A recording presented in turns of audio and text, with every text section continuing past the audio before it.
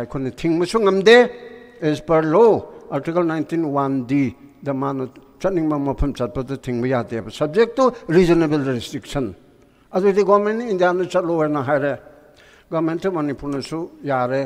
ꯑꯗꯩꯗꯤ ꯑꯩꯈꯣꯏ ꯄꯤꯄꯜꯅ ꯃꯥ ꯊꯤꯡꯕꯒꯤ ꯔꯥꯏꯠ ꯂꯩꯇꯦ ꯃꯥ ꯑꯗꯨ ꯊꯤꯡꯕꯒꯤ ꯃꯍꯨꯠꯇ ꯃꯥꯕꯨ ꯃꯌꯥꯝ ꯆꯪꯗꯅ ꯁꯣꯝꯗꯥꯟꯗ ꯑꯣꯛꯑꯦꯗꯅ ꯁꯣꯝꯗꯥꯟ ꯇꯥꯅ ꯆꯠꯇꯅ ꯏꯟꯚꯥꯏꯠ ꯇꯧꯔꯛꯄꯒꯤ ꯃꯇꯨꯡ ꯏꯟꯅ ꯀꯔꯝ ꯇꯧꯕ ꯈꯣꯠꯄ ꯍꯥꯏꯕ ꯈꯟꯅꯕꯁꯤ ꯀꯩꯁꯨ ꯀꯥꯏꯗꯦꯕ ꯁꯨꯃꯥꯏꯅ ꯃꯤꯀꯨꯞ ꯈꯨꯗꯤꯡꯃꯛꯁꯦ ꯈꯣꯟꯖꯤꯟꯒꯗꯕꯗ ꯀꯅꯥꯒꯨꯝꯕꯅ ꯑꯇꯣꯞꯄ ꯌꯦꯛꯅꯕ ꯁꯥꯔꯦꯔꯒ ꯃꯥ ꯆꯪꯉꯒ ꯑꯃꯨꯛ ꯃꯅꯤꯄꯨꯔ ꯊꯨꯒꯥꯏꯒꯗ꯭ꯔꯥ ꯑꯗꯨꯗꯒꯤ ꯀꯨꯀꯤꯅ ꯑꯗꯨ ꯇꯧꯕ ꯑꯗꯒꯤ ꯄꯥꯡꯒꯜꯅ ꯑꯗꯨ ꯇꯧꯔꯦ ꯁꯤꯒꯨꯝꯕ ꯃꯌꯥꯝꯁꯦ ꯃꯁꯤ ꯍꯥꯞꯃꯟꯈꯔꯦ ꯑꯩꯈꯣꯏ ꯃꯁꯦꯜꯁꯦ ꯈꯨꯔꯛꯀꯤ ꯏꯅ ꯂꯥꯏ ꯁꯥꯕ ꯍꯥꯏꯗꯅ ꯑꯩꯈꯣꯏ ꯃꯁꯦꯜꯅ ꯊꯨꯒꯥꯏꯕꯒꯨꯝꯕ ꯇꯧꯕ ꯂꯩꯔꯦ ꯃꯁꯤ ꯑꯩꯈꯣꯏꯅ ꯕꯣꯜꯂꯤ ꯊꯦꯡꯅꯕ ꯑꯃ ꯆꯪꯉꯤ ꯃꯣꯏ ꯀꯥꯡꯕꯨ ꯈꯔꯅ ꯃꯗꯨ ꯑꯃꯨꯛ ꯔꯤꯌꯦꯛ ꯇꯧꯔꯛꯀꯅꯤ ꯇꯧꯒꯦ ꯇꯧꯔꯣꯏ ꯇꯧꯒꯗꯧꯔꯒꯦ ꯑꯩꯈꯣꯏ ꯑꯗꯨꯝ ꯊꯦꯡꯅꯒꯗꯕꯅꯦꯕ ꯌꯥꯝ ꯐꯖꯅ ꯊꯦꯡꯅꯒꯗꯕꯅꯤ ꯑꯩꯈꯣꯏ ꯍꯧꯖꯤꯛꯀꯤ ꯃꯇꯝꯗ ꯗꯔꯀꯥꯔ ꯂꯩꯔꯤꯕꯁꯦ ꯄꯣꯂꯤꯇꯤꯛꯁ ꯑꯗꯨ ꯉꯥꯏꯔꯦ ꯊꯧꯅꯥ ꯐꯕ ꯃꯤ ꯑꯣꯏꯕ ꯄꯣꯂꯤꯇꯤꯁꯤꯌꯥꯟꯁꯤꯡꯁꯦ ꯑꯩꯒꯤ ꯂꯣꯟꯗꯥꯗ ꯍꯧꯖꯤꯛꯃꯛ ꯇꯧꯔꯤꯕꯁꯤꯗꯤ ꯃꯤ ꯅꯠꯇꯦꯕ ꯍꯧꯖꯤꯛ ꯀꯥꯔꯤꯕ MLA ꯃꯔꯨꯑꯣꯏꯅ ꯔꯨꯂꯤꯡꯁꯦ ꯏꯇꯥ ꯇꯠꯇꯅ ꯇꯤꯚꯤꯗ ꯍꯥꯏꯔꯝꯅꯤꯀꯣ ꯅꯣꯏ ꯁꯥꯎꯅꯤꯡ ꯁꯥꯎꯖꯧꯅ ꯃꯤ ꯑꯣꯏꯔꯗꯤ ꯃꯣꯏꯅ ꯁꯥꯎꯔꯁꯨ ꯑꯩ ꯀꯤꯅꯦꯕ ꯃꯤ ꯅꯠꯇꯕꯅꯤꯅ ꯁꯥꯎꯕꯗ ꯑꯩ ꯀꯤꯗꯦꯕ ꯀꯔꯤꯒꯤꯅꯣ ꯑꯩꯕꯨ ꯄ꯭ꯔꯤꯚꯤꯂꯦꯖ ꯂꯧꯈꯠꯄ ꯉꯝꯃꯣꯏꯕ ꯍꯩꯔꯣꯏꯕꯀꯣ ꯃꯤ ꯑꯣꯏꯔꯗꯤ ꯍꯩꯗꯧꯕ ꯑꯗꯨꯅ ꯖꯤꯕ ꯑꯃꯅꯕꯨ ꯑꯦꯁꯦꯝꯕ꯭ꯂꯤꯗ ꯋꯥꯔꯦ ꯄꯨꯊꯣꯛꯄ ꯉꯝꯒꯗ꯭ꯔꯣ ꯉꯝꯃꯣꯏꯕ ꯑꯗꯣ ꯑꯗꯨꯒꯤ ꯐꯤꯕꯝꯗ ꯂꯩꯕꯅꯤꯅ ꯑꯩꯈꯣꯏꯁꯤ ꯃꯤ ꯑꯣꯏꯗꯕꯅꯤꯅ ꯂꯣꯏꯅꯃꯛꯁꯦ ꯋꯥꯌꯦꯜ ꯁꯥꯁꯣꯟ ꯇꯧꯕꯗꯒꯤ ꯂꯣꯏꯅꯃꯛ ꯃꯤ ꯑꯣꯏꯗꯔꯦ ꯂꯥꯜꯍꯧꯕꯁꯨ ꯃꯤ ꯑꯣꯏꯗꯔꯦ ꯁꯔꯀꯥꯔꯁꯨ ꯃꯤ ꯑꯣꯏꯗꯔꯦ ꯄ꯭ꯔꯖꯥ ꯑꯩꯈꯣꯏꯁꯨ ꯃꯤ ꯑꯣꯏꯗꯔꯦ IAS IPSꯁꯨ ꯃꯤ ꯑꯣꯏꯗꯔꯦ ꯑꯩꯁꯨ ꯃꯤ ꯑꯣꯏꯗ꯭ꯔꯦ ꯃꯤ ꯑꯣꯏꯗꯕꯒꯤ ꯃꯔꯛ ꯑꯩꯗꯅ ꯃꯤ ꯑꯣꯏꯔꯒ ꯃꯌꯥꯝ ꯑꯣꯏꯗꯦ ꯍꯥꯏꯕ ꯌꯥꯄꯣꯟꯇꯦ ꯃꯌꯥꯝꯁꯤ ꯒ꯭ꯌꯥꯟ ꯇꯥꯍꯟꯕ ꯉꯝꯗꯕ ꯑꯩꯁꯦ ꯈ꯭ꯋꯥꯏꯗꯒꯤ ꯄꯪꯕꯁꯦ ꯑꯩ ꯅꯠꯇ꯭ꯔꯣ ꯈ꯭ꯋꯥꯏꯗꯒꯤ ꯁꯣꯟꯕꯁꯦ ꯑꯩ ꯑꯣꯏꯔꯦꯕ ꯉꯝꯐꯝꯁꯨ ꯊꯣꯛꯇꯦꯗꯅ ꯑꯗꯨꯅ ꯑꯩꯈꯣꯏ ꯊꯧꯅꯥ ꯂꯩꯅ ꯊꯦꯡꯅꯕ ꯆꯪꯉꯤ ꯑꯗꯨꯒ ꯍꯧꯖꯤꯛꯀꯤ ꯃꯅꯤꯄꯨꯔꯒꯤ ꯑꯄꯨꯟꯕ ꯁꯛꯇꯝ ꯚꯥꯔꯠ ꯁꯔꯀꯥꯔꯅ ꯄ꯭ꯔꯣꯛꯁꯤ ꯋꯥꯔ ꯇꯧꯔꯒ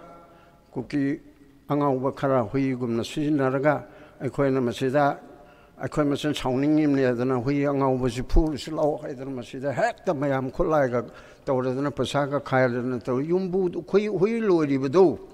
ꯍꯨꯏ ꯊꯥꯖꯤꯜꯂꯤꯕ ꯚꯥꯔꯠ ꯁꯔꯀꯥꯔꯗꯣ ꯑꯗꯨꯗꯅꯦꯕ ꯑꯩꯈꯣꯏꯅ ꯆꯦꯂꯦꯟꯖ ꯇꯧꯒꯗꯕꯗꯤ ꯍꯨꯏꯗꯨꯗ ꯃꯁꯤꯅ ꯑꯩꯉꯣꯟꯗ ꯆꯤꯛꯀꯗ ꯇꯧꯔꯦꯗꯅ ꯃꯗꯨ ꯐꯨꯗꯅ ꯅꯣꯡꯃꯩꯅ ꯀꯥꯞꯇꯅ ꯇꯧꯕꯗꯨ ꯀꯥꯟꯅꯔꯣꯏꯕ ꯚꯥꯔꯠ ꯁꯔꯀꯥꯔꯗ ꯑꯩꯈꯣꯏꯅ ꯊꯦꯡꯅꯕ ꯃꯊꯧ ꯇꯥꯏ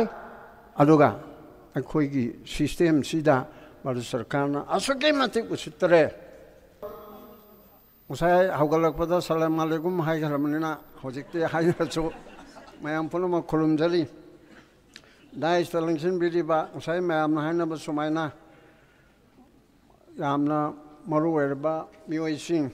ꯏꯆꯤꯜ ꯏꯅꯥꯎ ꯄꯨꯝꯅꯃꯛ ꯌꯥꯅꯍꯟꯕꯗ ꯅꯣꯂꯨꯛꯆꯔꯤ ꯑꯗꯨꯒ ꯃꯌꯥꯝꯃꯥꯡꯗ ꯂꯦꯡꯁꯤꯟꯕꯤꯔꯤꯕ ꯗꯦꯂꯤꯒꯦꯠꯁ ꯄꯨꯝꯅꯃꯛ ꯃꯃꯜ ꯌꯥꯝꯂꯕ ꯑꯔꯥꯞꯄ ꯑꯃꯁꯨꯡ ꯑꯅꯛꯄꯗ ꯂꯦꯡꯕꯤꯔꯛꯄ ꯖꯥꯇꯤ ꯄꯨꯝꯅꯃꯛ ꯁꯨꯔꯕ ꯍꯥꯏꯕ ꯇꯥꯔꯦ ꯃꯔꯨꯑꯣꯏꯅ ꯄꯥꯡꯒꯜꯅ ꯈꯔ ꯌꯥꯝꯃꯕꯁꯨ ꯃꯩꯇꯩꯁꯨ ꯌꯥꯎꯕ ꯅꯥꯒꯥꯁꯨ ꯌꯥꯎꯕ ꯀꯨꯀꯤꯗꯪꯗꯤ ꯌꯥꯎꯗ꯭ꯔꯕ꯭ꯔꯥ ꯍꯧꯖꯤꯛ ꯏꯔꯥꯡꯁꯤꯅ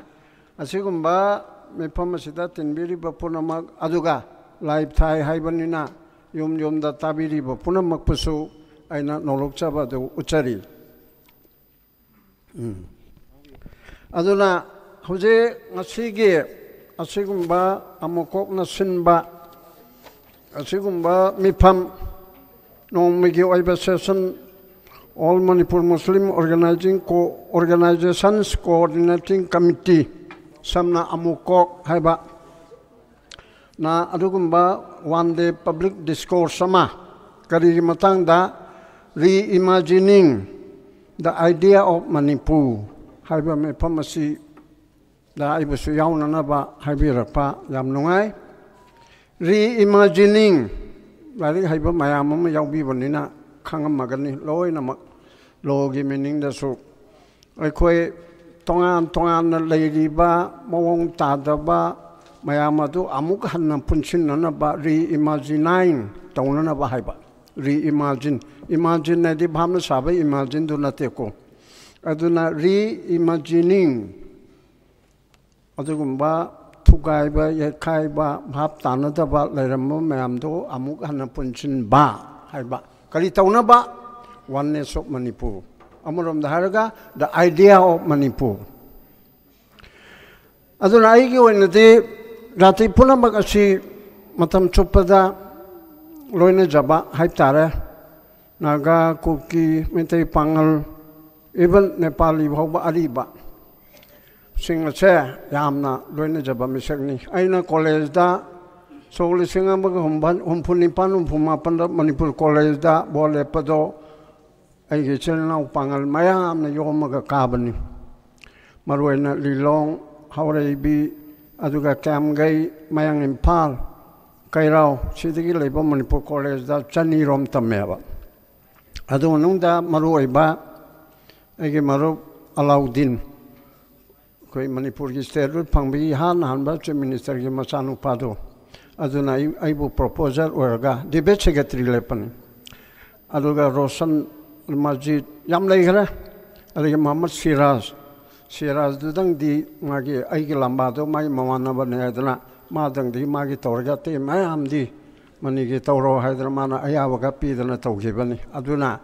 ꯃꯇꯝꯗꯨꯗ ꯐꯥꯒꯤ ꯑꯣꯏꯅ ꯄꯥꯉꯜꯅ ꯈꯔ ꯍꯦꯟꯅ ꯌꯣꯝꯃꯒ ꯀꯥꯏ ꯍꯥꯏꯗꯅ ꯃꯅꯤ ꯃꯤꯌꯥ ꯍꯥꯏꯗꯅ ꯐꯥꯒꯤ ꯇꯧꯈꯤ ꯃꯇꯝꯗꯨꯒꯤ ꯀꯣ 1974-75ꯗꯣ ꯑꯗꯨꯗꯒꯤ ꯑꯃꯨꯛ ꯅꯥꯒꯥꯒꯤꯗꯁꯨ ꯑꯃꯨꯛꯀ ꯑꯩꯈꯣꯏꯒꯤ ꯄꯥꯜꯂꯤꯌꯨꯒ ꯍꯥꯏꯅ UNCꯒꯤ ꯄ꯭ꯔꯦꯁꯤꯗꯦꯟ ꯀꯣꯟꯅ ꯑꯣꯏꯈꯤꯕꯗꯣ ꯑꯁꯤ ꯀꯣꯍꯔ ꯅꯣꯡꯍꯔ ꯇꯧꯔꯒ ꯍ꯭ꯌꯨꯃꯦꯟ ꯔꯥꯏꯠꯀꯤꯗ ꯇꯧꯔꯒ ꯑꯩꯈꯣꯏꯒ ꯂꯣꯏꯅꯕ ꯇꯥꯃꯣ ꯍꯌꯦꯡꯗꯤ ꯀꯗꯥꯏꯗ ꯉꯥꯡꯕ ꯍꯥꯏꯅ ꯁꯩꯂꯤ ꯆꯥꯔꯥ ꯍꯥꯏꯕ ꯑꯃꯒ ꯂꯩꯔꯝꯃꯤ ꯅꯥꯒꯥꯒꯤ ꯌꯥꯝ ꯃꯔꯨꯑꯣꯏꯕ ꯍ꯭ꯌꯨꯃꯦꯟ ꯔꯥꯏꯠꯀꯤ ꯇꯧꯕ ꯑꯗꯣ ꯍꯧꯖꯤꯛ ꯃꯥꯗꯤ ꯂꯩꯈꯤꯗ꯭ꯔꯦ ꯍꯥꯏꯔꯤꯕ ꯃꯌꯥꯝ ꯑꯁꯤꯒ ꯁꯨꯝ ꯂꯣꯏꯅꯕ ꯑꯣꯏꯕ ꯑꯗꯒꯤ ꯑꯃꯨꯛ ꯀꯨꯀꯤꯁꯤꯁꯨ ꯑꯃꯨꯛ ꯑꯩꯅ ꯂꯣꯏꯅꯕ ꯅꯨꯄꯤ ꯃꯆꯥ ꯑꯃ ꯀꯤꯝ ꯒꯥꯡꯇꯦ ꯀꯥꯏꯅ MP ꯒ ꯑꯣꯏꯈꯤꯕꯗꯣ ꯑꯩꯈꯣꯏꯅ ꯄ꯭ꯔꯣꯖꯦꯛ ꯇꯧꯔꯒ ꯇꯧꯕꯗ ꯃꯩꯇꯩ ꯏꯃꯥ ꯏꯕꯦꯜ ꯄꯥꯉꯜ ꯏꯃꯥ ꯏꯕꯦꯜ ꯃꯔꯛꯇ ꯌꯥꯝ ꯌꯥꯎꯅꯗꯅ ꯂꯩꯖꯔꯝꯕꯗꯣ ꯍꯧꯖꯤꯛꯇꯤ ꯂꯥꯟꯁꯤꯅ ꯌꯥꯗꯗꯅ ꯁꯤꯂꯣꯡꯒ ꯗꯦꯜꯂꯤꯒꯗ ꯂꯣꯠꯇꯅ ꯂꯩꯔꯦ ꯃꯥ ꯐꯣꯡꯅ ꯂꯥꯛꯄꯁꯨ ꯌꯥꯗꯕꯅꯤꯅ ꯃꯔꯛꯇ ꯐꯣꯟ ꯐꯥꯎꯅꯔꯕꯁꯨ ꯃꯩꯇꯩꯒ ꯐꯣꯟ ꯐꯥꯎꯅꯕ ꯌꯥꯗꯦ ꯍꯥꯏꯅ ꯊꯤꯡꯕꯤꯗꯅ ꯂꯩꯈ꯭ꯔꯦ ꯑꯗꯨꯅ ꯀꯨꯀꯤꯒꯤꯁꯨ Naga movement for human right ꯇꯧꯔꯕꯗꯤ Kuki movement for human right ꯇꯧꯕ ꯌꯥꯏꯅ ꯍꯥꯏꯅ ꯊꯣꯛ ꯏꯟꯁꯤꯜꯂꯨꯔꯦꯕ ꯑꯗꯨꯗꯒꯤꯗꯤ ꯀꯨꯀꯤ ꯃꯨꯚꯃꯦꯟꯠ ꯍ꯭ꯌꯨꯃꯦꯟ ꯔꯥꯏꯠ ꯑꯣꯏꯅ ꯁꯦꯝꯕ ꯑꯃ ꯂꯩꯕꯅꯤ ꯑꯗꯨꯗꯒꯤ ꯑꯩꯒꯤ ꯏꯆꯥꯅ ꯍꯧꯖꯤꯛꯇ ꯂꯩꯈꯤꯗ꯭ꯔꯦ KT ꯔꯍꯃꯟꯗꯣ ꯑꯗꯨꯗ ꯅꯥꯒꯥꯒꯤ ꯃꯨꯚꯃꯦꯟꯠ ꯐꯣꯔ ꯍ꯭ꯌꯨꯃꯦꯟ ꯔꯥꯏꯠ ꯇꯧꯔꯕꯗꯤ ꯀꯨꯀꯤ ꯃꯨꯚꯃꯦꯟꯠ ꯍ꯭ꯌꯨꯃꯦꯟ ꯔꯥꯏꯠ ꯍꯥꯏꯅ ꯇꯧꯔ ꯁꯨꯃꯥꯏꯅ ꯄꯥꯉꯜ ꯃꯨꯚꯃꯦꯟꯠ ꯍ꯭ꯌꯨꯃꯦꯟ ꯔꯥꯏꯠ ꯇꯧꯒꯦꯔꯥ ꯍꯥꯏꯅ ꯑꯩ ꯏꯟꯁꯤꯜꯂꯨꯔꯦꯅꯦ ꯑꯗꯨ ꯀꯣꯟꯅꯪꯗꯗꯤ ꯄꯥꯉꯜꯒꯤꯗꯤ ꯇꯧꯔꯅꯨ ꯄꯥꯉꯜꯒꯤꯗꯤ ꯃꯩꯇꯩꯗ ꯌꯥꯎꯔꯕꯅꯤ ꯍꯥꯏꯗꯅ ꯈꯝꯅꯩꯌꯦ ꯍꯧꯖꯤꯛꯇꯤ ꯂꯩꯈꯤꯗ꯭ꯔꯦ ꯏꯅꯥꯎꯗꯣ ꯃꯥꯁꯨ ꯑꯩꯒꯤ ꯃꯇꯨꯡꯗ ꯀꯣꯟꯅ ꯑꯃꯨꯛꯀꯣꯒꯤ ꯄ꯭ꯔꯦꯁꯤꯗꯦꯟ ꯑꯣꯏꯈꯤꯕꯅꯤ ꯑꯗꯨꯅ ꯁꯨꯃꯥꯏꯅ ꯑꯗꯒꯤ ꯅꯦꯄꯥꯂꯤ ꯑꯉꯥꯡꯁꯤꯡ ꯂꯩꯔꯤꯕ ꯑꯪꯀꯜꯅ ꯍꯥꯏꯔꯗꯤ ꯌꯥꯔꯦ ꯈꯣꯠꯂꯦꯅ ꯇꯧꯕ ꯃꯌꯥꯝ ꯂꯩ ꯑꯩꯒꯤꯗꯤ ꯋꯥꯟꯅꯦꯁ ꯑꯣꯐ ꯃꯅꯤꯄꯨꯔ ꯑꯩꯒꯤ ꯑꯦꯛꯇꯤꯚꯤꯇꯤꯁꯗ ꯑꯃꯨꯛꯀꯣ ꯍꯧꯔꯛꯄꯗꯒꯤ ꯆꯍꯤ 58-9 ꯁꯣꯁꯤꯌꯦꯜ ꯋꯥꯔꯛ ꯇꯧꯔꯛꯄ ꯀꯣꯂꯦꯖ ꯂꯥꯏꯐꯇꯒꯤ ꯍꯧꯔꯒ ꯇꯧꯕꯁꯤꯗ ꯂꯣꯏꯅꯃꯛ ꯑꯁꯤ ꯄꯨꯟꯅ ꯇꯧꯅꯅꯕ ꯍꯣꯠꯅꯕ ꯑꯗꯨꯒꯨꯝꯕ ꯑꯩꯈꯣꯏꯒꯤ ꯖꯦꯛ ꯑꯣꯐ ꯑꯣꯜ ꯇ꯭ꯔꯦꯗ ꯍꯥꯏꯗꯣ ꯃꯥꯁꯇꯔ ꯑꯣꯐ ꯅꯟꯕꯨꯗꯤ ꯑꯣꯏꯔꯕ ꯖꯦꯛ ꯑꯣꯐ ꯑꯣꯜ ꯇ꯭ꯔꯦꯗ ꯍꯥꯏꯕꯗꯨꯅꯤ ꯖꯥꯇꯤ ꯄꯨꯝꯅꯃꯛ ꯀꯝꯃꯨꯅꯤꯇꯤ ꯄꯨꯝꯅꯃꯛ ꯑꯁꯤ ꯂꯣꯏꯅꯃꯛꯅꯗꯤ ꯍꯦꯟꯗꯣꯛꯇꯅ ꯃꯄꯥꯟꯗ ꯂꯥꯏꯔꯤꯛ ꯇꯝꯕꯗ ꯑꯣꯜ UP ꯋꯤꯀꯔ ꯁ꯭ꯇꯨꯗꯦꯟꯠ ꯌꯨꯅꯤꯌꯟ ꯍꯥꯏꯗꯅ ꯑꯗꯨꯗꯐꯥꯎ ꯃꯣꯏꯅ ꯑꯣꯏꯍꯜꯂꯤꯕꯅꯦꯕ ꯑꯗꯨꯅ ꯍꯧꯖꯤꯛ ꯂꯥꯛꯏꯕ ꯄꯣꯏꯟꯗꯤ ꯃꯅꯤꯄꯨꯔꯒꯤ ꯑꯄꯨꯟꯕ ꯑꯃ ꯁꯥꯒꯠꯂꯛꯅꯕ ꯉꯁꯥꯏ ꯉꯥꯡꯕꯗꯣ ꯐꯖꯅ ꯃꯥꯏꯕꯣꯟꯅꯁꯨ ꯍꯥꯏꯈ꯭ꯔꯦ ꯁꯅꯥꯇꯣꯝꯕꯅ ꯍꯥꯏꯈ꯭ꯔꯦ ꯑꯗꯒꯤ ꯔꯥꯖꯦꯟꯗ꯭ꯔ ꯕꯣꯏꯅꯁꯨ ꯍꯥꯏꯈ꯭ꯔꯦ ꯑꯗꯒꯤ ꯑꯩꯒꯤ ꯏꯅꯥꯎ ꯙꯅꯕꯤꯔ ꯐꯖꯕ ꯉꯥꯛꯇ ꯊꯝꯒꯗꯕꯅꯤ ꯑꯗꯨꯗꯒꯤ ꯑꯃꯨꯛ ꯖꯂꯥꯟꯁꯤꯅ ꯑꯉꯛꯄ ꯐꯪꯅ ꯖꯂꯥꯟꯁꯤꯁꯨ ꯌꯥꯝ ꯐꯕ ꯃꯤ ꯑꯃ ꯑꯣꯏꯔꯕꯅꯤ ꯃꯥꯁꯦ ꯄꯥꯉꯜꯒꯤ ꯂꯤꯗꯔꯅꯤ ꯍꯥꯏꯕꯗ ꯅꯠꯇꯅ ꯄꯥꯉꯜꯒ ꯃꯩꯇꯩꯒ ꯀꯨꯀꯤꯒ ꯑꯗꯨꯒ ꯀꯩꯅꯣꯒ ꯀꯨꯀꯤ ꯑꯗꯤ ꯀꯨꯀꯤ ꯂꯣꯏꯅꯃꯛ ꯅꯠꯇꯦꯀꯣ ꯑꯆꯨꯝꯕ ꯑꯐꯕ ꯇꯧꯕ ꯀꯨꯀꯤ ꯄꯨꯝꯅꯃꯛꯅ ꯑꯩꯈꯣꯏꯕꯨ ꯃꯅꯤꯄꯨꯔꯒꯤ ꯌꯦꯛꯅꯕꯁꯦ ꯀꯨꯀꯤ ꯄꯨꯝꯅꯃꯛꯇꯤ ꯍꯥꯏꯒꯅꯨꯁꯦꯀꯣ ꯑꯩꯅ ꯃꯩꯇꯩ ꯅꯍꯥꯔꯣꯜꯗꯁꯨ ꯍꯥꯏꯕꯅꯤ ꯀꯨꯀꯤ ꯂꯣꯏꯅꯃꯛꯇꯤ ꯌꯦꯛꯅꯕꯅ ꯍꯥꯏꯒꯅꯨ ꯀꯨꯀꯤ ꯂꯝꯍꯦꯟ ꯇꯨꯍꯦꯟꯕ ꯑꯩ ꯂꯣꯟꯗꯥꯗ ꯃꯄꯥꯟꯗꯒꯤ ꯆꯪꯉꯛꯄ ꯃꯤꯅ ꯏꯟꯐ꯭ꯂꯨꯌꯦꯟꯁ ꯇꯧꯔꯒ ꯌꯥꯕ ꯃꯅꯤꯄꯨꯔ ꯊꯨꯒꯥꯏꯕ ꯄꯥꯝꯕ ꯃꯥꯒꯤ ꯃꯄꯥꯝ ꯂꯝꯗꯝꯕꯨ ꯈꯣꯡꯅꯦꯠꯅꯕ ꯄꯥꯝꯕ ꯃꯣꯏ ꯈꯔꯒ ꯇꯧꯗꯅ MLAꯁꯤꯡ ꯐꯥꯎꯕ ꯐꯥꯖꯤꯟꯗꯅ ꯃꯣꯏ ꯃꯌꯥꯝꯅ ꯇꯧꯕꯅꯤ ꯃꯅꯨꯡꯗ ꯑꯩꯈꯣꯏꯒ ꯐꯥꯎꯅꯕꯗꯗꯤ ꯇꯥꯃꯣ ꯃꯩꯇꯩꯒ ꯀꯨꯀꯤꯒ ꯀꯥꯏꯅꯕ ꯌꯥꯗꯦ ꯀꯨꯀꯤꯒ ꯃꯩꯇꯩꯒ ꯀꯥꯏꯅꯕ ꯌꯥꯗꯦ ꯑꯗꯨꯗꯤ ꯅꯪ ꯑꯗꯨ ꯍꯥꯏꯔꯒ ꯑꯗꯨꯒꯨꯝꯕ ꯑꯩꯅ ꯃꯃꯤꯡ ꯄꯟꯒꯦ ꯍꯦꯛ ꯇꯧꯗꯦ ꯃꯤꯡꯗꯤ ꯄꯟꯕꯤꯔꯨꯅꯨ ꯍꯥꯏꯌꯦꯕ ꯑꯗꯨꯅ ꯅꯪꯗꯤ ꯑꯗꯨꯒꯨꯝꯕꯒꯤ ꯑꯄꯨꯟꯕ ꯑꯗꯨꯒꯤ ꯀꯨꯀꯤꯖꯣ ꯑꯗꯨꯒꯤ ꯅꯪꯗꯤ ꯑꯗꯨ ꯑꯣꯏꯔꯕꯗꯨꯗꯤ ꯀꯥꯏꯅ ꯑꯗꯨꯗꯤ ꯌꯥꯗꯗꯅ ꯇꯧꯕꯅꯤ ꯍꯥꯏꯗꯅ ꯂꯩꯔꯦꯕꯀꯣ adu haire haidana kuki na maitai matakta lantar edana kuki punamakna maitai matakta landabada nateba nong mai ebse mai emela tarado maitai ka kaina ningdaba yam yawi haibubudi yadre ado nong mai na gun pointa moi kan tongam de except government indana prime minister na si tawgadamni kana prime minister na khamge di rai lai bawani da tongning daba prime minister na nungsi daba am yaure ba khoiche damna hanthaba thakta step motherly treatment chu tawbire ba khoiche hiram khudimukta sigi maraga sida khoi bo atomi gi macha dongna mayai lamdamna bharat sarkar na yengi marak sida khoi gi marak tagi pangan de do nate adigi naga de aduni aduga kuki de adunate ande maitei di bamon de adunate aduni loi ga kangbu na aduni maitei marak su sauba yauri ne communal line lai ba yauri ba loi gi kangbu kharana thamo akhoi gi di kuki naga pangan nate akhoi gi yakna ba noi imphal gi kangbu si yakna ba ne ha he adu de mak te han mali dana adu togunu aina kakching de gi lam do hai bi ya moi amani khak Kaching Liberation Army and the same Yabra. Adu ke wakal to the Yararo. Togunu Togunu. Aduli Handoraktana Brahman Gisuko. All Brahman Karichaba Habra, Adu same gate. My tail on Haganusi, Manipuri law on High Chi Adrabodi, I go Brahman community, I'm the same with the High Bamun Kaiti Naha Mahayaba, I get Isenupa Topani. Adaida Adu the other man Togunu. I quite Kakta Labusida to Tobia there. Maitei Sukra Henjin Malady, Manipuri law, Hibayabatuda, Maitei law, Hida de Yaroi. As in Mite, she so Maitei, Hida de Yaroi, Yam say, number port Malabas to da, Bamona, to Taurani, Loyana, to Taurani, Cookie Gina, Mo, the whole Redra, I think Naga, Sugar, Nagaland, I think Pangal Gidi. Pangal de indigenous national, Sikarikandig. Masa to the hour. Indigenous ni nali nate haiba adike yam chumma bani chumda bane ye na baduna khoi ki unity thugai gadable raba manipur ki oneness the kahen gadable raba adu di madu tokpa phe hauji indigenous na haibu dorse karigino manipur da leiba logi oina haire masai haiba da yaure khoi ki 2022 da hana ILP do 19 negi chale nako ILP adugi rule lam sem eba biren government na adugi rule semukpa adugi definition da indigenous people de haideko adugi IS sing ibada athalai ni haram indigenous person mi dani people da nataba indigenous person na bise kana no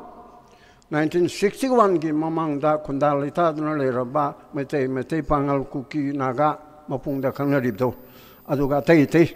Lady 61, Mamang da Kundalita Labado, Madubi indigenous person, Moigi Uzikil Odu the Yaurim person Habene, Madubi indigenous people in Haino Logan, Loro Habiduna Amaniko, person Navison individually, Aduga indigenous people Habiduna Kangluptuna, Purupto. Ado Birengo Mena, Magi Ayes, sing na drapta with the Amhai Singna, indigenous person, Haina had it. Muscle look took 3 about. Aduna humpuma thoki mamangda Manipur le rabazati punamak jati kuntraga manga se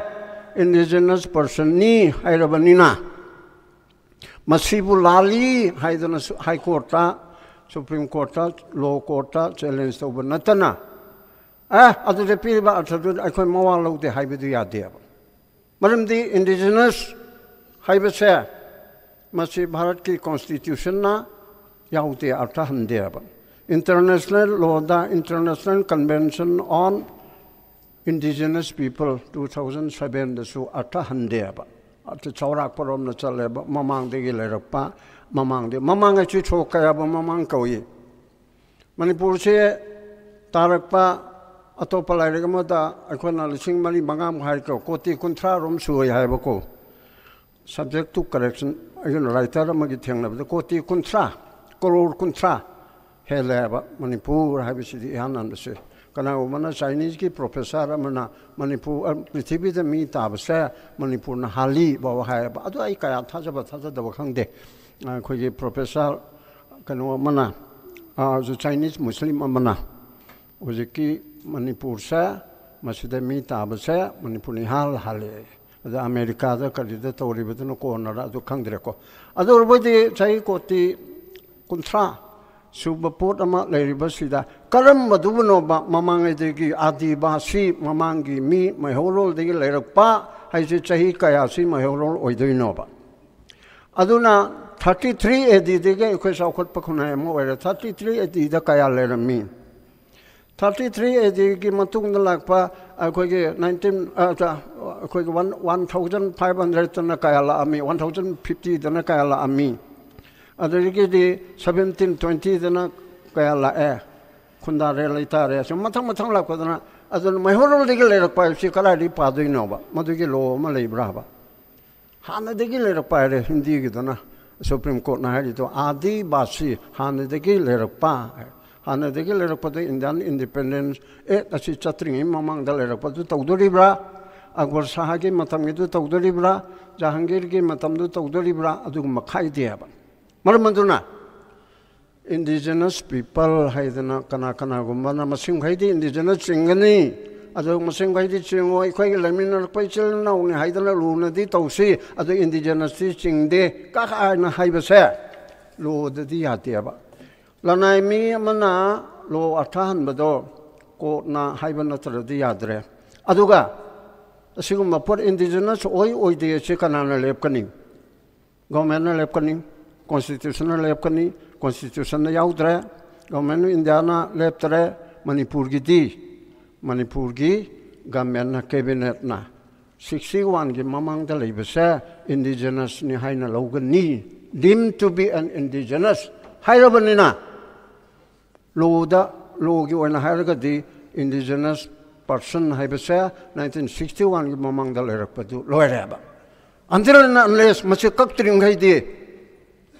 ꯃꯣꯏꯅ ꯍꯥꯏꯕꯗꯨ ꯌꯥꯔꯣꯏꯕ ꯑꯗꯨ ꯑꯣꯏꯔꯗꯤ ꯑꯗꯨꯗ ꯏꯔꯥꯡ ꯇꯧꯅꯕ ꯍꯣꯠꯅꯔꯕꯗꯤ indigenous person ꯅꯠꯇꯦ ꯁꯤꯒꯨꯝꯕ ꯀꯥꯡꯂꯨꯞ ꯑꯃꯗꯤ ꯍꯥꯏꯗꯅ ꯀꯝꯃꯨꯅꯦꯜ ꯔꯥꯏꯠ ꯁꯥꯒꯠꯅꯕ ꯍꯣꯠꯅꯔꯗꯤ ꯑꯗꯨ ꯐꯥꯕ ꯌꯥꯏꯕ ꯑꯗꯨꯒꯤꯗꯃꯛꯇ ꯃꯤꯡꯗꯤ ꯄꯜꯂꯔꯣꯏ ꯍꯥꯏꯔꯤꯕ ꯃꯇꯝꯗꯨꯗ ꯃꯣꯏ 3 ꯐꯥꯕꯅꯦꯕꯀꯣ ꯑꯩꯈꯣꯏ ꯏꯆꯤꯜ ꯏꯅꯥꯎꯁꯤꯡ ꯑꯗ ꯑꯩꯉꯣꯟꯗꯁꯨ ꯍꯥꯏꯔꯛꯄꯅꯤ ꯋꯥꯔꯜ ꯃꯤꯂꯤꯇꯔꯤ ꯀꯥꯎꯟꯁꯤꯜꯒꯤ ꯃꯇꯝꯗꯨꯒꯤ ꯄ꯭ꯔꯦꯁꯤꯗꯦꯟꯠꯅ ꯑꯗꯨꯗꯤ ꯂꯣꯗ ꯄꯤꯔꯤꯕꯗꯨꯗꯤ ꯏꯟꯗꯤꯖꯤꯅꯁ ꯄꯔꯁꯟ ꯍꯥꯏꯕꯁꯤ 61ꯒꯤ ꯑꯣꯏꯔꯕꯅꯤꯅ ꯅꯣꯏꯅ ꯌꯥꯅꯤꯡꯗꯦ ꯍꯥꯏꯕꯗꯤ ꯆꯨꯝꯃꯦꯕ ꯀꯣꯔꯠꯇ ꯆꯦꯂꯦꯟꯖ ꯇꯧꯋꯣ 1961ꯗ ꯑꯣꯏꯕꯁꯤ ꯌꯥꯅꯤꯡꯗꯦ ꯑꯗꯨꯒꯤ ꯃꯅꯨꯡꯗ ꯁꯣꯛ ꯑꯁꯨꯛꯇꯒꯤ ꯑꯣꯏꯒꯗꯕꯅꯤ ꯅꯠꯇ꯭ꯔꯒ ꯑꯣꯏꯔꯣꯏꯗꯕꯅꯤ ꯍꯥꯏꯁꯨ ꯀꯣꯔꯠꯇ ꯆꯦꯂꯦꯟꯖ ꯇꯧꯔꯒ ꯀꯣꯔꯠꯅ ꯍꯥꯏꯍꯜꯂꯣꯕ ꯁꯤꯚꯤꯜ ꯀꯣꯔꯠꯇ ꯇꯧꯒꯦ ꯍꯥꯏꯕ꯭ꯔꯥ ꯍꯥꯏ ꯀꯣꯔꯠꯇ ꯇꯧꯒꯦ ꯍꯥꯏꯕ꯭ꯔꯥ ꯁꯤꯚꯤꯜ ꯅꯦꯁꯅꯦꯜ ꯁꯤꯚꯤꯜ ꯀꯣꯔꯠꯇ ꯑꯩꯈꯣꯏꯁꯦ ꯏꯟꯗꯤꯖꯤꯅꯁ ꯄꯔꯁꯟ ꯅꯠꯇꯦꯅ ꯂꯧꯊꯣꯛꯄꯤꯌꯨ ꯑꯩꯈꯣꯏꯁꯤꯅ ꯏꯟꯗꯤꯖꯤꯅꯁ ꯄꯔꯁꯟꯅ ꯂꯧꯊꯣꯛꯄꯤꯌꯨ ꯀꯣꯔꯠꯅꯗꯤ ꯉꯝꯃꯣꯏ ꯑꯗꯨꯒꯤ ꯄꯣꯠꯇꯨꯗ ꯑꯗꯨꯒꯨꯝꯕ ꯂꯦꯞꯄ ꯅꯠꯇꯅ ꯀꯅꯥꯝꯇꯅ ꯂꯦꯞꯇ꯭ꯔꯕ ꯑꯣꯏꯗꯤ ꯀꯣꯟꯁꯇꯤꯇ꯭ꯌꯨꯁꯟꯗꯁꯨ ꯌꯥꯎꯗ꯭ꯔꯕ ꯄꯥꯔꯂꯤꯌꯥꯃꯦꯟꯠꯅꯁꯨ ꯄꯥꯁ ꯇꯧꯗ꯭ꯔꯕ ꯑꯗꯨꯑꯣꯏꯗꯤ ꯃꯅꯤꯄꯨꯔ ꯁ꯭ꯇꯦꯠꯀꯤꯗꯃꯛꯇꯗꯤ ILPꯒꯤ ꯔꯨꯜꯗ ꯕꯤꯔꯦꯟ ꯀꯦꯕꯤꯅꯦꯠꯅ ꯄꯨꯊꯣꯛꯇꯅ 61 ꯃꯃꯥꯡꯁꯨ ꯑꯣꯏꯔꯅꯤ ꯍꯥꯏꯗꯅ ꯑꯦꯁꯦꯝꯕ꯭ꯂꯤꯗ ꯄꯨꯊꯣꯛꯈ꯭ꯔꯕꯅꯤ나 ꯍꯧꯖꯤꯛ ꯐꯥꯎꯒꯤ ꯂꯣꯗꯤ ꯑꯗꯨꯅ ꯑꯣꯏꯌꯦꯕ ꯑꯗꯒꯤ ꯉꯁꯥꯏ ꯏꯆꯟꯅꯨꯄꯤꯅ ꯍꯥꯏꯗꯣ ꯃꯩꯇꯩ ꯁꯤꯁꯨꯅꯤ MEETEI ꯃꯩꯇꯩꯁꯦ ꯑꯁꯤꯅ ꯂꯣꯒꯤꯗ ꯂꯩꯔꯦꯕ ꯑꯩ ꯌꯥꯅꯤꯡꯗꯕ ꯑꯃꯅꯤ MEIꯁꯤꯅ ꯆꯨꯝꯃꯦ ꯍꯥꯏꯅ ꯂꯧꯔꯕꯁꯨ ꯀꯅꯥꯒꯨꯝꯕ ꯃꯔꯨꯞ ꯃꯄꯥꯡ ꯔꯤꯇꯥꯌꯔ IASꯀ ꯂꯩꯔꯦꯕꯀꯣ ꯃꯣꯏꯅ MEIꯁꯤꯅ ꯆꯨꯝꯃꯤ ꯃꯩꯇꯩꯅ ꯍꯥꯏ ꯑꯗꯨꯕꯨ ꯂꯣꯒꯤ ꯑꯣꯏꯅꯗꯤ ꯀꯟꯁꯇꯤꯇ꯭ꯌꯨꯁꯟꯒꯤ 8th ꯁꯦꯗꯨꯜꯗ Manipuri language that is Meitei Lol ꯃꯣꯗꯤꯒꯤ ꯀꯥꯞ ꯃꯤꯇꯩꯔꯣꯟꯗꯗꯤ Manipuri language written in Bengali script that is Mitai law hayaba MEE aduga assembly gi kanose language se masi Mitai law hayaba adko na budi MEI do Mitai law su adum amhani haina hayaba aduna official oibada Mitai haibisa MEE Mitai habisina 72 degi chanar abanina ꯑꯗꯨꯗꯒꯤ 9 ꯁꯨꯕ ꯁꯦꯗꯨꯜꯗ 92ꯗꯁꯨ ꯌꯥꯎꯔꯕꯅꯤꯅ ꯃꯁꯤ ꯆꯨꯝꯊꯣꯛꯇ꯭ꯔꯤꯉꯩꯗꯤ ꯃꯤꯇꯩ ꯍꯥꯏꯒꯗꯕꯅꯦꯕ ꯑꯗꯨꯗ ꯌꯥꯅꯤꯡꯗꯕ ꯃꯌꯥꯝ ꯑꯃ ꯌꯥꯎꯕꯗꯨ ꯌꯦꯠꯅꯗꯅꯕ ꯃꯤꯇꯩ ꯁꯤꯁꯨ ꯑꯩ ꯑꯅꯤꯃꯛꯇ ꯍꯥꯏꯍꯟꯅꯤꯡꯗꯕꯅꯤ ꯁꯦꯗꯨꯜ ꯇ꯭ꯔꯥꯏꯕ ꯗꯤꯃꯥꯟ ꯀꯃꯤꯇꯤ ꯍꯥꯏꯅ ꯃꯤꯇꯩ ꯍꯥꯏꯌꯦꯕ ꯑꯩ ꯑꯗꯨ ꯍꯥꯏꯍꯟꯅꯤꯡꯗꯦꯕ ꯑꯗꯨꯕꯨ ꯃꯤꯅ ꯍꯥꯏꯕꯗꯨꯗ ꯑꯩꯅ ꯊꯤꯡꯉꯨꯕ ꯌꯥꯗ꯭ꯔꯦꯀꯣ ꯑꯗꯨꯅ ꯂꯣꯗ ꯏꯟꯗꯤꯖꯤꯅꯁꯁꯦ ꯑꯁꯤꯕꯨ ꯀꯧꯏ ꯍꯥꯏꯗꯅ ꯗꯤꯐꯤꯅꯤꯁꯟ ꯑꯃ ꯇꯧꯗ꯭ꯔꯤꯕ ꯐꯥꯎꯕꯗꯤ ꯄꯥꯔꯂꯤꯌꯥꯃꯦꯟꯠꯅ ꯒꯣꯔꯃꯦꯟꯠ ꯑꯣꯐ ꯏꯟꯗꯤꯌꯥꯅ ꯇꯧꯗ꯭ꯔꯤ ꯐꯥꯎꯕꯗꯤ ꯃꯅꯤꯄꯨꯔꯒꯤ ꯑꯣꯏꯅꯗꯤ 61ꯒꯤ ꯃꯃꯥꯡꯗ ꯂꯩꯕꯗꯣ ꯏꯟꯗꯤꯖꯤꯅꯁ ꯄꯔꯁꯟꯅꯤ ꯍꯥꯏꯕꯁꯤꯅ ꯂꯧꯔꯗꯕꯅꯦꯕ ꯑꯗꯨꯅ ꯑꯗꯩꯗ ꯑꯩꯈꯣꯏꯒꯤ ꯖꯂꯥꯟꯈꯣꯏ ꯀꯔꯤꯒꯣꯅ ꯁꯥꯎꯔꯨꯅꯨ 그래서 미시 야만는네 아마나마 밑에 말로서 아마 하도 야오거든요 야오거든요 레이네봐 아들이 방한 말로서 레이네봐 그리 밑에 이제 거기는 바라탄 미도림네가 깨라들이랑 아무는 이렇게 콜콜레바 거기도 사우대야 이디 무슬림 밑에 방한 말로다 가로 와로 나가 하이브 콜발라이네서 하이브고 아이기 샤이나 밑에나 우사 사무가나 하는데도 무사부도 야오드래 마하나디 밑에가 제 아무도 오이나 좀 떠오르면 봐 고나디 아주 마이 몸이 저 잡잡아 방한 몸이 다 하래 아주가 미팅 파팅도 좀 하나 와로 없나 거기 방한 시부카라 한데는 영비 콜피나 농무대 있는 사이브네 미팅은 가리고 나나 방한 한타나 칼리브 가리기노 낭디 보라 밑에 슈 오이래 방한 슈 오이래 밑에 클리어 오이래 아저다 방한 보라 어렵다 보시는 거 만한 강한 닝데 아이 차이나 오이비가 하면고 지금 마사수 야우데 아마 혼번었대 아주나 와로우다나 콜로우다나 또 콜버세 방한다 거의 한테는 영에 콜레세 거의 와이드라만수 야우리는 거 콩그레스 야우리 아주나 아주고 맞다 미 아마 강나도 하이레가 아이 방한 아이부 양치는 또 비라 아이 방한 콜럭장마다 마이테네 세만니시안 뭐 하이레나 아주다이 간나 또 거들어 호이 뭐이나 정신비들 하이빙 하는 거 때부터 강도들은 하이리는 로브야 봐 아주 현진나 출라오르고 나와 아주나 좀 떠오드나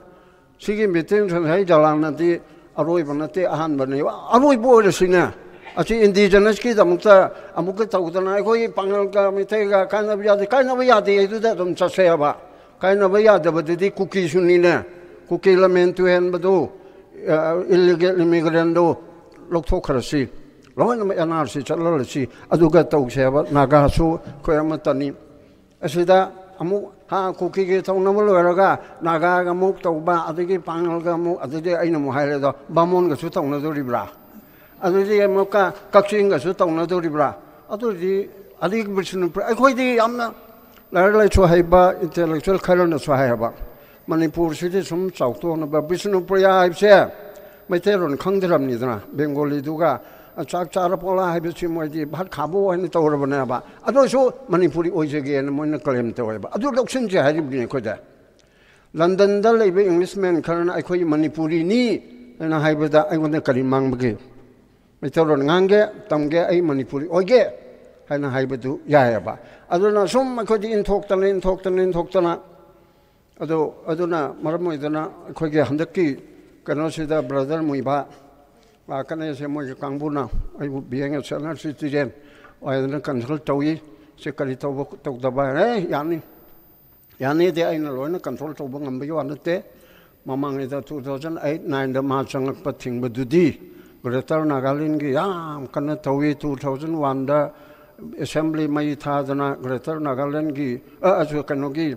without territorial limit to lauthu haidana aige amuko amsung lup manga ko na usem sem gi ba asina yam kanna taw photo adugi chaitar ni pan leraga greater nagaland gi damang thamana makha dala ga sandok ka haibidi manipur thugai bela kunar ni changba yate aikoi samak yaudana matamduda ibobina chief minister oibida aikoi birenga sungnuranjit ka thadana 마창한 거는 창한 배야로 없이 프로세스는 또 기반이 아주잖아 막걸라마 호직디 저 양카이게 모통다 저희 마우드라홈도 수레 한도 그 야마싱도 아주디 많은 마이움다 묵탕락닝이 하는 머니푸리 마차 모이나 나가 극대기 왔나 타봐 머니푸리 마차 모이나 아할라 모이나 거기 아이코나 모이나 남담시기 노르이스턴기 야암나 타박 tawjaba magi pamjaba duna tongan bam oiragasu koi mayam gi oiba adugum misik ama mayum dala ke na haibisida kon thingmusu ngamde as per law article 19(1)(d) the man channing mapam chatpa thingmu yate subject to reasonable restriction adu the government india no chalo na hare government manipunasu yare adu di akoi people na ma thingbi rai leite 마 아주 팅백이 먹었다 마부 마ям 장단의 som단도 오에드는 som단 단의 쳤다나 인바이트로 거기 뭐뚱이나 그럼 더 워크바 하이브 칸는 것이 그 주가이 돼봐 소말은 메고 그냥 먹세 ꯈꯣꯟꯖꯤꯟꯒꯗꯕꯗ ꯀꯅꯥꯒꯨꯝꯕꯅ ꯑꯇꯣꯞꯄ ꯌꯦꯛꯅꯕ ꯁꯥꯔꯦꯔꯒ ꯃꯥ ꯆꯪꯉꯒ ꯑꯃꯨꯛ ꯃꯅꯤꯄꯨꯔ ꯊꯨꯒꯥꯏꯒꯗ꯭ꯔꯥ ꯑꯗꯨꯗꯒꯤ ꯀꯨꯀꯤꯅ ꯑꯗꯨ ꯇꯧꯕ ꯑꯗꯒꯤ ꯄꯥꯡꯒꯜꯅ ꯑꯗꯨ ꯇꯧꯔꯦ ꯁꯤꯒꯨꯝꯕ ꯃꯌꯥꯝꯁꯦ ꯃꯁꯤ ꯍꯥꯞꯃꯟꯈꯔꯦ ꯑꯩꯈꯣꯏ ꯃꯁꯦꯜꯁꯦ ꯈꯨꯔꯛꯀꯤ ꯏꯅ ꯂꯥꯏ ꯁꯥꯕ ꯍꯥꯏꯗꯅ ꯑꯩꯈꯣꯏ ꯃꯁꯦꯜꯅ ꯊꯨꯒꯥꯏꯕꯒꯨꯝꯕ ꯇꯧꯕ ꯂꯩꯔꯦ ꯃꯁꯤ ꯑꯩꯈꯣꯏꯅ ꯕꯣꯜꯂꯤ ꯊꯦꯡꯅꯕ ꯑꯃ ꯆꯪꯉꯤ ꯃꯣꯏ ꯀꯥꯡꯕꯨ ꯈꯔꯅ ꯃꯗꯨ ꯑꯃꯨꯛ ꯔꯤꯌꯦꯛ ꯇꯧꯔꯛꯀꯅꯤ ꯇꯧꯒꯦ ꯇꯧꯔꯣꯏ ꯇꯧꯒꯗꯧꯔꯒꯦ ꯑꯩꯈꯣꯏ ꯑꯗꯨꯝ ꯊꯦꯡꯅꯒꯗꯕꯅꯦꯕ ꯌꯥꯝ ꯐꯖꯅ ꯊꯦꯡꯅꯒꯗꯕꯅꯤ ꯑꯩꯈꯣꯏ ꯍꯧꯖꯤꯛꯀꯤ ꯃꯇꯝꯗ ꯗꯔꯀꯥꯔ ꯂꯩꯔꯤꯕꯁꯦ ꯄꯣꯂꯤꯇꯤꯛꯁ ꯑꯗꯨ ꯉꯥꯏꯔꯦ ꯊꯧꯅꯥ ꯐꯕ ꯃꯤ ꯑꯣꯏꯕ ꯄꯣꯂꯤꯇꯤꯁꯤꯌꯥꯟꯁꯤꯡꯁꯦ ꯑꯩꯒꯤ ꯂꯣꯟꯗꯥꯗ ꯍꯧꯖꯤꯛꯃꯛ ꯇꯧꯔꯤꯕꯁꯤꯗꯤ ꯃꯤ ꯅꯠꯇꯦꯕ ꯍꯧꯖꯤꯛ ꯀꯥꯔꯤꯕ MLA ꯃꯔꯨꯑꯣꯏꯅ ꯔꯨꯂꯤꯡꯁꯦ 이다 따뜻한 TV다 하이람니고 너희 성능이 사우저오이나 미 오이르디 뭐이나 사우르서 이기네바 미는 따버니는 사우보다 이기대야 그러게 너희 뭐 프리빌레이즈 로컬 빵가 뭐야 봐 하이로야 봐고 미 오이르디 하이도바 아도나 지바만은 뭐 어셈블리다 와레 포톡북 넘거드로 넘뭐야 봐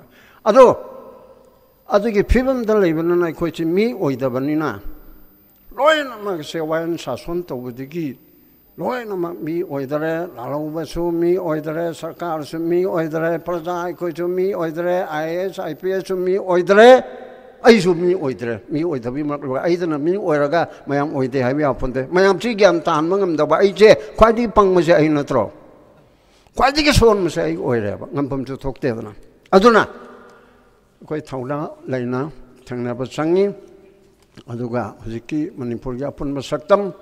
भारत सरकार ना प्रॉक्सी वार तौरगा कुकी अंगाउब खरा हुईगुमना सिजिनारगा अखोयना मसिदा अखोय मसन साउनिंगिमने अदना हुई अंगाउबसि फुलसि लाव हायदना मसिदा हेक्ता मयाम खुलायगा तौरदना पसागा खायदना तौ युम्बु हुई लोरिबदो हुई थाजलिबा भारत सरकार दो अदुदने बखोने सेलेन तौगदबदि हुई दुदा मछि आइवन चेकद तौरेदना मदु फुदना नोमैना कापतना तौबदु कानरो हेबा भारत सरकार दा अखोइन थेंगनबा मथौ ताई अदुगा अखोइगी सिस्टम सिदा भारत सरकार ना असुके मतिक उसितरे पृथ्वी की मनुंग हाइबे याने मणिपुर के चीफ मिनिस्टर ना मागे काउंसिल ऑफ मिनिस्टर ना MLA मयाम ना लैपाक्षी की प्राइम मिनिस्टर दा उनजगे हाइबे चेही अनि मकाई से उनदबा कायदे लेरंगनी अमेरिका दा लेते आई हंगे डोनाल्ड ट्रम्प तो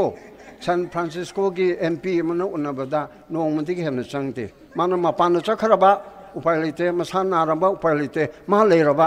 अदु ngasi अयु अपॉइंटमेंट लबदे होरे नुंदांग अदु बि हायबा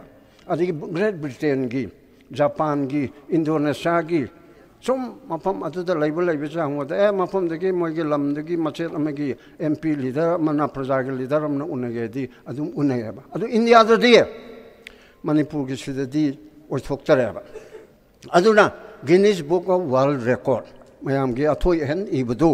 अदुदा मणिपुर स्टेट की चीफ मिनिस्टर अमसुंग MLA मयामना पुलगा ओपोजिशन लीडर यावरगा पुलगा प्राइम मिनिस्टर उनजगे हाइबदा सुंगया यादबसे मसी Guinness book of world record चंगदमनेबा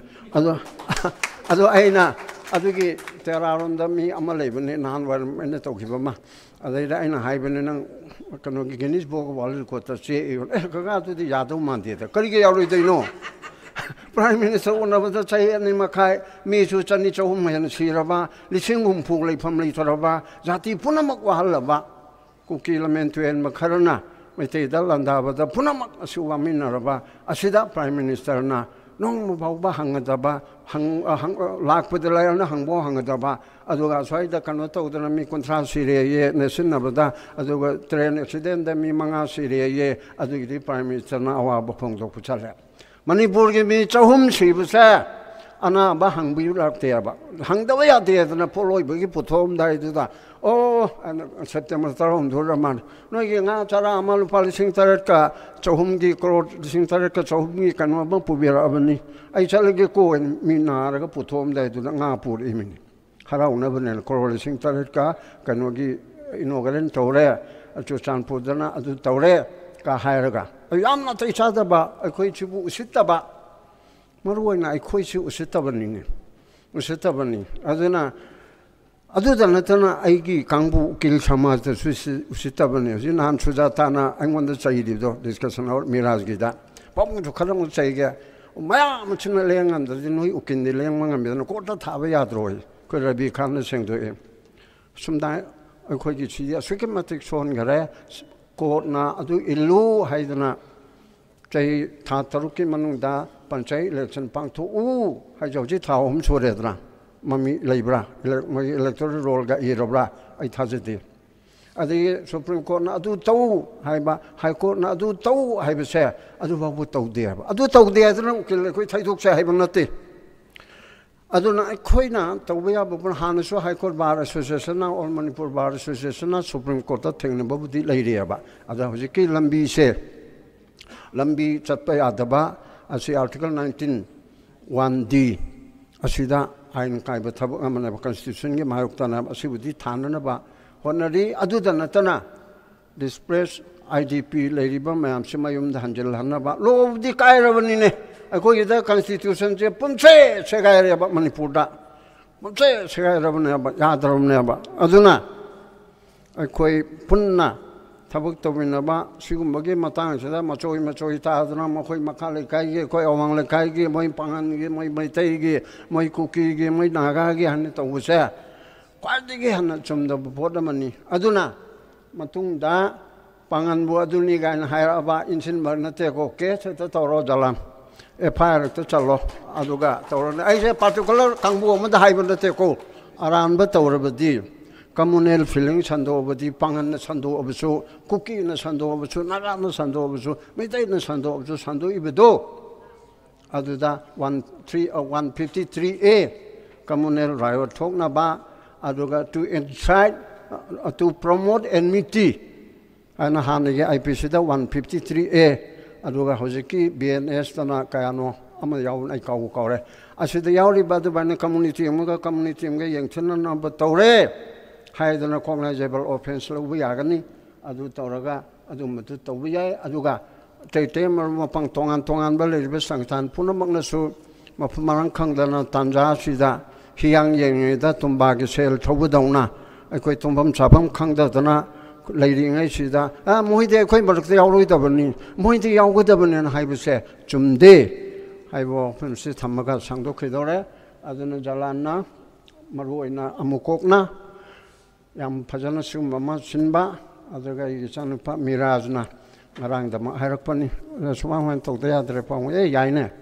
ꯍꯥꯏꯗꯅ ꯍꯥꯏꯕꯅꯤ ꯑꯔꯣꯏꯕꯗ ꯉꯁꯤꯁꯦ ꯇꯤꯚꯤ ꯑꯃꯗ ꯗꯤꯁꯀꯁꯟ ꯆꯠꯀꯗꯕꯅꯤ ꯑꯗꯨꯕꯨ ꯉꯁꯤꯗꯤ ꯄꯥꯎ ꯐꯣꯡꯉꯔꯣꯏ ꯗꯤꯁꯀꯁꯟ ꯇꯧꯔꯔꯣꯏ ꯍꯥꯏ ꯑꯩ ꯃꯁꯤ ꯑꯄꯤꯜ ꯇꯧꯒꯦꯅ ꯈꯟꯕꯅꯤ ꯀꯅꯥ ꯑꯣꯔꯒꯅꯥꯏꯖꯦꯁꯟ ꯑꯣꯏꯒꯦꯔꯥ ꯑꯣꯏꯔꯣꯏꯔꯥ ꯈꯨꯠꯂꯥꯏ ꯄꯥꯏꯕꯗꯤ ꯑꯣꯏꯔꯝꯃꯅꯤ ꯑꯗꯨꯅ ꯄꯥꯎ ꯐꯣꯡꯕ ꯌꯥꯗꯦ ꯑꯩꯈꯣꯏꯒꯤ ꯍꯥꯞꯇ꯭ꯔꯗꯤ ꯃꯣꯏꯒꯤ ꯍꯥꯞꯄꯗꯤ ꯌꯥꯔꯣꯏ ꯃꯣꯏꯒꯤ ꯍꯥꯞꯄꯗꯤ ꯑꯩꯈꯣꯏꯒꯤ ꯍꯥꯞꯇꯕ ꯌꯥꯔꯣꯏ ꯍꯥꯏꯕꯒꯨꯝꯕ ꯑꯃ ꯆꯠꯅꯤꯡꯅꯕ ꯂꯩꯔꯝ ꯃꯥꯜꯂꯦ ꯍꯧꯖꯤꯛ ꯐꯣꯟꯗ ꯍꯥꯏꯔꯛꯄꯅꯤ ꯑꯀꯨꯞꯄꯗꯤ ꯈꯪꯗ꯭ꯔꯤ ꯑꯗꯨꯅ ꯗꯤꯁꯀꯁꯟ ꯑꯋꯥꯔ ꯍꯣꯔꯦꯟ ꯇꯧꯗꯧ ꯃꯥꯟꯗ꯭ꯔꯦ ISTBꯒꯤ ꯑꯗꯨꯒ ꯍꯌꯦꯡꯁꯨ ꯄꯥꯎ ꯐꯣꯡꯗꯧ ꯃꯥꯟꯗ꯭ꯔꯦ ꯃꯁꯤꯒꯨꯝꯕꯁꯦ through your ꯉꯁꯤꯒꯤ ꯁꯚꯥ ꯑꯁꯤꯒꯤ ꯈꯨꯠꯊꯥꯡꯗ ꯂꯥꯏꯚꯁꯤ ꯊꯥꯔꯤꯕꯅꯤꯅ ꯀꯅꯥꯅꯣ ꯇꯧꯔꯤꯕ ꯑꯣꯔꯒꯅꯥꯏꯖꯦꯁꯟꯁꯤꯡꯅ ꯄꯥꯎ ꯐꯣꯡꯍꯟꯗꯕ electronic and print media ꯐꯣꯡꯍꯟꯗꯕꯁꯦ ꯇꯧꯕꯤꯒꯅꯨ ꯃꯁꯦ ꯄꯥꯎ ꯐꯣꯡꯉꯤꯕ ꯀꯥꯡꯕꯨ ꯑꯗꯨꯒ ꯅꯣꯏꯒꯤ ꯌꯥꯅꯗꯕ ꯂꯩꯔꯕꯁꯨ ꯑꯩꯈꯣꯏ ꯃꯌꯥꯝ ꯑꯃ ꯁꯦꯅꯤꯌꯔ ꯁꯤꯇꯤꯖꯦꯟꯗꯒꯤ ꯑꯗꯨꯒ ꯆꯨꯝꯅꯒꯤ ꯁꯤꯇꯤꯖꯦꯟꯗꯒꯤ ꯔꯥꯏꯠ ꯇꯨ ꯏꯟꯐꯣꯔꯃꯦꯁꯟ ꯑꯩ ꯄꯥꯎ ꯐꯪꯕ ꯑꯩ ꯏꯟꯐꯣꯔꯃꯦꯁꯟ ꯑꯃ ꯑꯩꯅ ꯐꯪꯖꯕ ꯍꯥꯏꯕꯁꯤ ꯑꯩꯒꯤ ꯐꯟꯗꯥꯃꯦꯟꯇꯦꯜ ꯔꯥꯏꯠꯅꯦꯕꯀꯣ ꯃꯁꯤ ꯊꯥꯗꯠꯄꯤꯒꯅꯨ ꯄ꯭ꯔꯖꯥꯁꯤꯡꯒꯤꯗꯃꯛꯇ ꯌꯦꯡꯉꯒ ꯅꯄꯥ ꯅꯃꯥ ꯅꯆꯤꯟ ꯅꯅꯥꯎ ꯅꯌꯥꯝꯕ ꯅꯊꯛ ꯊꯣꯡꯕ ꯃꯌꯥꯝꯒꯤ ꯌꯦꯡꯉꯒ ꯄꯥꯎ ꯐꯣꯡꯗꯅꯕ print and electronic media ꯐꯣꯡꯗꯅꯕ ꯇꯧꯕꯁꯦ ꯃꯁꯤꯗꯪꯗꯤ ꯊꯥꯗꯣꯛꯄꯤꯌꯨ ꯍꯥꯏꯗꯅ ꯑꯩꯅ ꯉꯁꯤꯒꯤ ꯃꯤꯇꯤꯡꯒꯤ ꯈꯨꯠꯊꯥꯡꯗ ꯑꯄꯤꯜ ꯇꯧꯖꯔꯤ ꯊꯦꯡꯛ ꯌꯨ